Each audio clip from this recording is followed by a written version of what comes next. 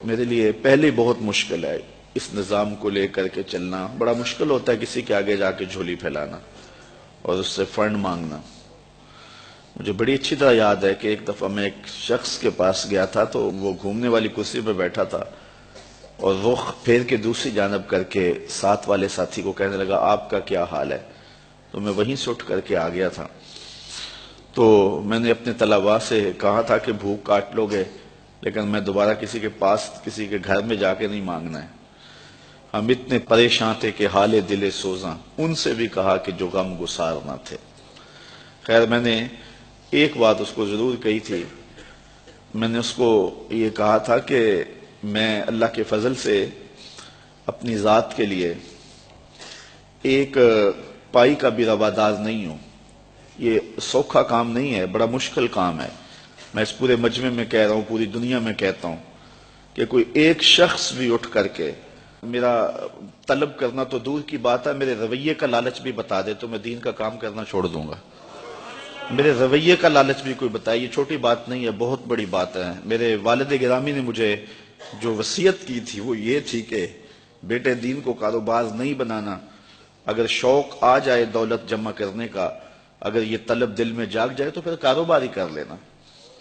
آپ کو اللہ نے ہاتھ پاؤں دیے ہیں، کوئی کاروبار کر لینا، دکان پہ بیٹھ کے رزق کما لینا. تو دین کو جو ہے وہ روزی کا اڈا نہیں بنانا. تو اللہ کے فضل سے آپ نے میرے رویے سے بھی، میرے طرز زندگی سے بھی یہ بات نہیں دیکھی ہوگی. اور یہ بات کہنا بہت مشکل ہے جب علم کی بولیاں لگ رہی ہوں اور جب 50 60 ہزار روپے کے اندر تقریریں بک رہی ہوں تو ایک بندہ سویر سے لے کے شام تک کالا کالا رسول اللہ کا نغمہ لے کر کے گھومے تو یہ بہت بڑی سعادت ہے. تو میں تو اپنی ذات کے لیے بھی کبھی جو ہے وہ کوئی ہلکا اشارہ بھی کرنا مناسب نہیں سمجھتا ہوں. اور اللہ نے دل کو یہ استغنا کی دولت دی ہے تو میں نے اس کو جو ہے وہ ایک شعر بجوا دیا تھا. میں نے کہا میں بڑا غیرت مند شخص ہوں اور خوددار آدمی ہوں، لیکن میں ان بچوں کے لیے جھولی پھیلانے کے لیے آپ کے پاس آیا تھا. آپ نے جو رویہ میرے ساتھ رکھا، چلو وہ آپ کا انداز ہوگا اور آپ کا بھی شاید قصور نہیں ہے، آپ ایک آنکھ سے سب کو دیکھنے کے عادی ہوں گے.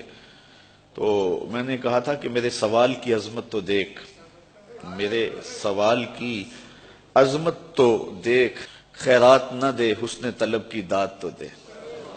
میں نے کہا یہی دیکھتا کہ ایک شخص کس طرح تیرے پاس آیا ہے. خیر اللہ تعالیٰ جل شانہ کی بارگاہ میں ہم نے دعا مانگی تھی کہ مالک ہمیں کسی کا محتاج نہ کرنا. یہ سلسلہ جو آپ کے سامنے ہے انشاءاللہ یہ بہت جلد پایا تکمیل تک پہنچے گا.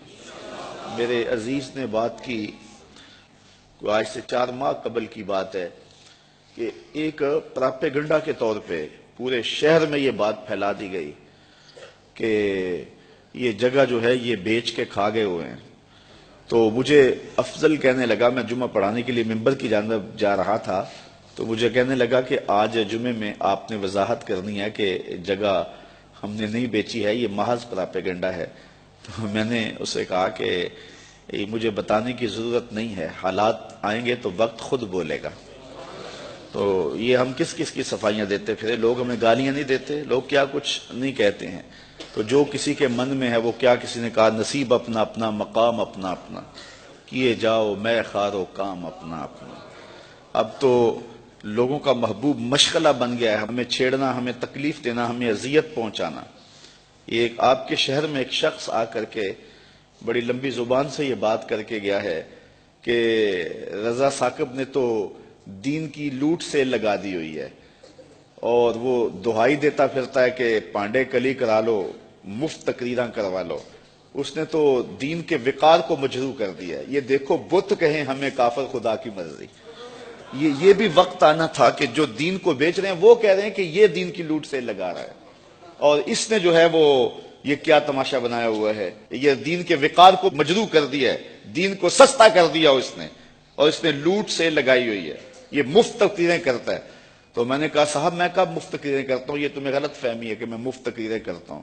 تم تو 40,000 میں بک جاتے ہو اور میرے سامنے تو بندہ اپنا آپ بیچ دیتا ہے، ساری زندگی پیچھے پیچھے رہتا ہے.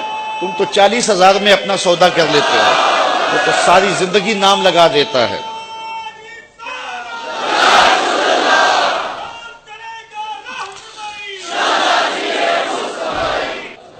میں نے کہا تم تو 40,000 میں بکتے ہو لیکن لوگ جانے بھی دے دیتے ہیں اور کہتے ہیں یہ ابھی بیانہ ہے، ابھی قیمت تو باقی ہے۔ تو میں نے کہا کون کہتا ہے کہ ہم مفت تقریریں کرتے ہیں؟ یہ سازش ہے کہ ہم مفت تقریریں کرتے ہیں۔ لوگ تو اپنی جان بھی وارنے کے لیے تیار ہیں۔ یہ رات بھی لوگ موجود تھے، عصر کے بعد بھی تھے، سحری کے دم بھی تھے۔ اس وقت آج بھی ابھی تک بیٹھے کون آتا ہے؟ کس کے پاس وقت ہے؟ کیا عمرے کے ٹکٹ رکھے جاتے ہیں کہ لوگ جمع ہو جائیں، کیسی کیسی سریلے آوازیں لگائی جاتی ہیں لوگ جمع ہوں؟ یہ میرے پاس کیا ہے؟ لفظ بھی ٹوٹے ہوئے، لہجہ بھی سلامت نہیں ہے، لیکن یہ طلبہ ہیں تو کھچے چلے آ رہے ہیں، کہاں کہاں سے آ رہے ہیں، محبت کرنے والے ہیں کہ سب کچھ نچھاور کر رہے ہیں۔ جو شخص آگے سے جواب نہ دے تو لوگ سمجھتے ہیں کہ اسی کو مارو اور اسی کی تذلیل کرو۔ اور دوسری بات یہ ہے کہ جب کام ہوتا ہے تو مخالفت بھی ہوتی ہے۔ یہ 108 بچے فارغ ہو رہے ہیں، اصل مخالفت تو اب شروع ہوگی۔ تو مجھے ایک صاحب ذمہ دار ہیں، بزرگ ہیں، تو وہ کہنے لگے کہ کچھ لوگوں کے کنایتم جو ہے وہ ذکر کرنے کے بعد کہ یہ سارے لوگ آپ کی مخالفت کرتے ہیں، آپ کا مقابلہ کر رہے ہیں۔ تو میں نے بڑے حیرت سے کہا میرا مقابلہ تو نہیں کر رہے۔ کہنے لگے نہیں تم بولے آدمی، تمہیں نہیں پتا، یہ تمہارا مقابلہ کر رہے ہیں۔ میں نے کہا صاحب میرا مقابلہ نہیں کر رہے۔ کہنے لگے نہیں تمہیں نہیں پتا، یہ تمہارا مقابلہ کر رہے ہیں، اور کھلے اور کچھ باتیں انہوں نے سنانے چاہیے۔ میں نے کہا کیسے مقابلہ کرتے ہیں؟ میں ایک مہینے میں 70 درس دیتا ہوں، اگر یہ 71 دے تو مقابلہ ہونا۔